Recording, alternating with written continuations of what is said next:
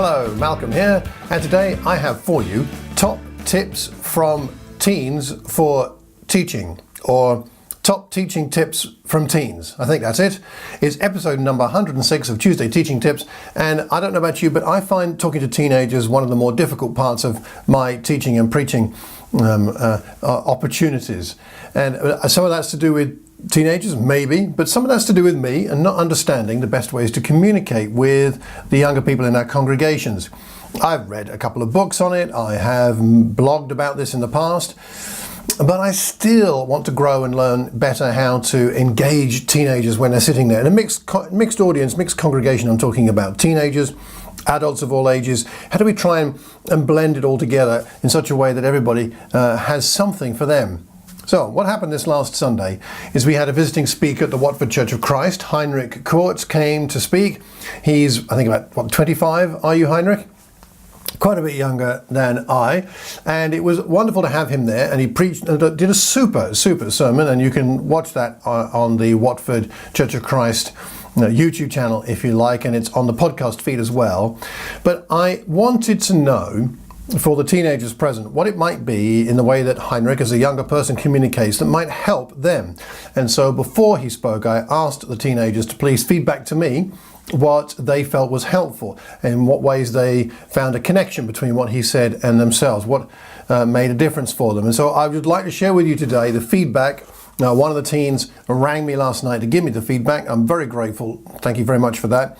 So here are some things that they said, and let me see what you think about this. Apart from the fact that, first of all, they all found the sermon helpful, which is great, so thank you, Heinrich. They said that it applied to them. A number of times Heinrich talked about his own childhood, some of the challenges he had at school, some of the incidents that happened as a teenager, and then they could see how, as he drew spiritual lessons from that, how it applied to them. And so talking about that stage of life seemed to be important. Perhaps I and others of us need to talk about our teenage years. Of course, they're not exactly parallel, but at least some of the lessons that come from the things that happened might be helpful. A second thing was that he brought the spiritual lessons down to their place in life. So spiritual principles, spiritual practicals were brought down to something practical for them and would apply in their situation in life. Our congregation is mostly married with children, and so he was able to speak in a different kind of way to their situation. Another thing that they shared was they found the pictures helpful. Heinrich had some lovely pictures, some of them quite hilarious, him with a huge afro being one of them. That's the image that we'll probably all remember the best. But his putting up of pictures, they said, was very helpful, helped them to connect, helped them to pay attention, helped them to feel like they could listen better to what he was saying. So pictures were helpful, and we know that's important for many people, but perhaps more so for the younger members of our congregation than some of the older ones. So are we considering pictures and having them, using them enough in our presentations? Pictures, stories. He told several stories of his childhood, stories about growing up, and stories even about his adult life. They found the stories helpful, or anecdotes. Again, not just disseminating information, but the story of how principles and practicals of the Christian life have affected us. They found that helpful. There's a good affirmation that stories matter. Stories. One other thing, they said they liked the way that he asked questions of the audience. He asked the audience, do you trust your parents? Put your hand up if you do, as teens or as adults. And he asked a few other things, a bit of interaction. They like the interaction. Wherever possible, it's good to incorporate some interaction with the people to whom we are speaking. It helps them stay engaged, and it seems to help the teenagers more than most.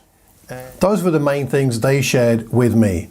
What do you find helps the youth connect with you if you're a little bit older, like myself? Have you found things that have they told you? Or perhaps another question, or perhaps a challenge for us all, is to ask. I'm so glad I asked. I don't know everything now about what to do to communicate well with teenagers, but I know more than I did, and I have something concrete that's helped the people local in our congregation in Watford. Have you asked your teenagers, perhaps not only ones in your home if you have them, but in the congregation, what will help them? And then practically list those down and think through what you could incorporate in your very next lesson. I'm speaking in Watford in the next 2 or 3 weeks, and so I should be thinking about all these points they've raised and how I might be able to incorporate some of that into that lesson. Let's see how I do. I'll ask them for some feedback, see if it connects. What about you? What works for you? What works for your teenagers? What works where you are? What have you tried that perhaps even didn't work and backfired? It might be helpful to know that. Please leave a comment wherever you hear or see this recording, because then we can learn from each other, and we learn best when we learn in community. Also, please pass the link to this recording on to one other person you think might benefit. And if you haven't already done so and you're watching the YouTube channel, then hit that like button and subscribe so that we can keep in touch, and these recordings will become more prominent, and therefore more people will see them and hear them. Thanks very much for watching and listening. Until the next time, I hope you have a terrific Tuesday and a wonderful week. God bless.